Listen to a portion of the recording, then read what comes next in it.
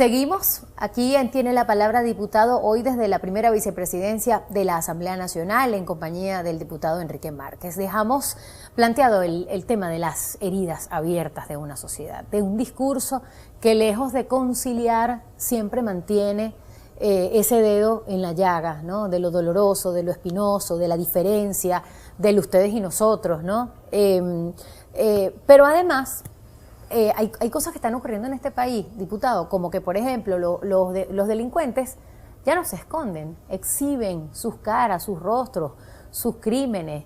Yo soy el líder de la banda tal, y entonces tienen hasta perfiles en Twitter que, más allá de ser ciertos o no, eso genera toda una cultura de la nueva delincuencia que tiene Venezuela, el pranato, el jefe de la banda, etcétera, ¿no? Y la respuesta no muy sutil que ha dado la sociedad frente a eso. Hay territorios ya infranqueables para ciertos delincuentes, hay urbanizaciones organizadas que simplemente linchan al que se le ocurra robar allí.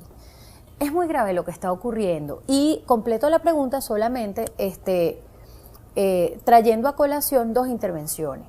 Una por Twitter de Freddy Bernal, que dice que hay que meter a los militares en los barrios, y otra que vamos a escuchar a continuación, donde el exministro Miguel Rodríguez Torres dice que sí, que la violencia es el primer problema, la inseguridad es el primer problema de los venezolanos. La seguridad ciudadana, en mi criterio, sigue siendo el primer problema del país. Tenemos una crisis económica que sin duda alguna tiene dentro de sus componentes el problema de la seguridad ciudadana. La seguridad ciudadana toca todos los sectores del país y sigue siendo hoy por hoy el primer problema de Venezuela. Bien, diputado, quisiera escuchar su reflexión sobre este tema tan complejo. Sí, es un tema complejísimo y me voy a arriesgar a ser telegráfico en esta materia, que pudiéramos hablar días.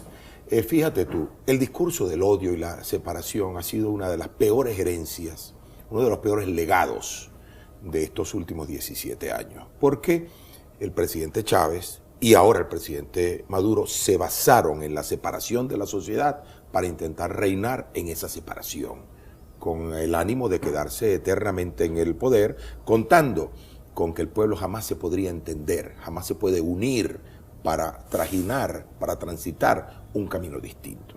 Es una herencia terrible y nosotros desde la unidad estamos dando un mensaje distinto. Todos los venezolanos tenemos que unirnos. El mensaje de la Venezuela unida. Nos tenemos que unir para acabar con este discurso. Ese discurso que nos ha hecho muchísimo daño. Porque cuando tú vas a los barrios, cada vez es menos frecuente, pero cuando tú vas a los barrios, a las bases, allí es donde te encuentras que una misión para las madres del barrio, para las jóvenes, para los niños, se la dan a un sector de la sociedad y a otro sector lo marginan. Y después que te la dan te vigilan para ver si estás por el carril o no. Es decir, separaron al país en dos mitades. Eso afortunadamente se acabó, porque los resultados del 6 de diciembre muestran que el país se polarizó de una manera diferente y los resultados electorales que vendrán en Venezuela en el futuro mostrarán un país polarizado de una manera distinta, de un país que está buscando su futuro. De eso yo no tengo ninguna duda. Ahora bien, ese discurso de odio también ha calado dentro de la calamidad que vive el pueblo venezolano, de la catástrofe, de desabastecimiento, de escasez, de insalubridad, de falta de agua, de falta de electricidad y de inseguridad, ha calado en que la inseguridad se profundice aún más, porque precisamente el discurso de odio ha alimentado grupos violentos.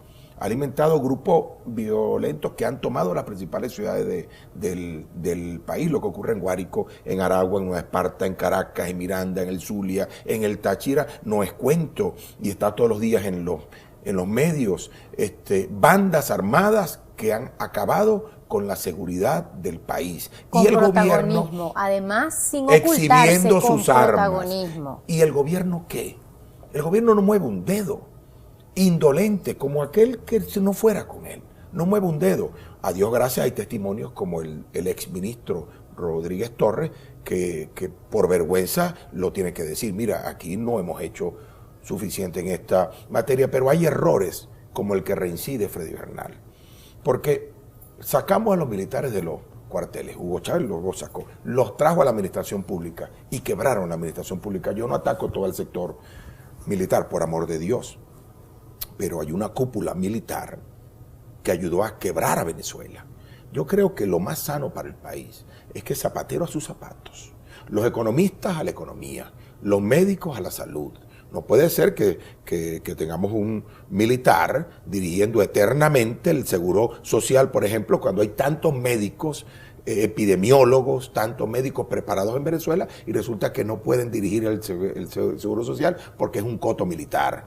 No, vale, que cada quien vaya a su rol. En este caso, los militares, yo sí creo que tienen un rol en la defensa de la ciudadanía, en la defensa de la soberanía. Por eso respaldo lo que ha dicho el presidente de la Asamblea, Henry Ramos Alup, al pedirle al presidente que convoque el Consejo de Defensa, porque la defensa hoy en día no es contra enemigos externos, no es contra países hermanos, como se ha pretendido hacer ver en el pasado. Que ese es un modelo discursivo de la izquierda radical y no tan radical, siempre ubicar al enemigo en el ámbito externo y justificar de esa manera las compras que en el ámbito militar se han hecho recientemente. No, y cuando las prioridades del pueblo parecen ser otras, lo dicen las encuestas también. No, y se han hecho compras absurdas, completamente equivocadas, por satisfacer también las relaciones internacionales, bilaterales, por ejemplo con Rusia, que esas relaciones internacionales ideologizadas a Venezuela no le convienen. Bueno, pero lo cierto es que los militares tienen que ocuparse de lo suyo y en este caso podrían ayudar en las labores de seguridad, cómo no, pero no en los barrios. En los barrios tiene que haber policía civil, cada quien a lo suyo. Hay que fortalecer a la policía y desde la Asamblea estamos dando pasos para eso. Vamos a ir aprobando instrumentos de leyes importantísimos para ir descentralizando, desconcentrando. En vez de concentrar en un gran cuerpo de policía nacional que nadie ve, que nadie sabe dónde está, que no está operando bien y hay que reconocerlo, hay que darle competencia para que los alcaldes, los gobernadores, las comunidades puedan en un entramado de corresponsabilidad poder enfrentar este flagelo que está acabando con la vida de nosotros. De tal manera que es un concepto, el concepto que el gobierno ha desarrollado durante estos 17 años es equivocado, no solo en la seguridad, en la economía, en lo social, en lo político, en lo institucional. Hacemos una pausa. Al regreso, ¿cuál será la hoja de ruta política que transitará la oposición y cuáles son las reflexiones que desde la Asamblea Nacional se hacen acerca de estos temas tan importantes para la vida pública? No se vayan.